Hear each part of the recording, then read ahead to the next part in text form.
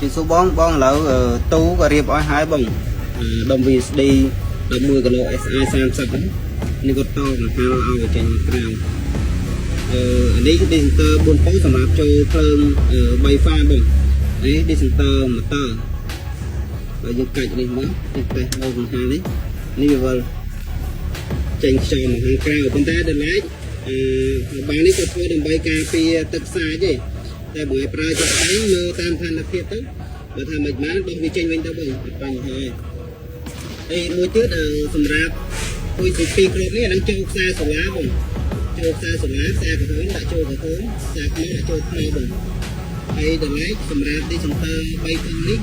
ខ្សែម៉ូទ័របើ3សរសៃនេះ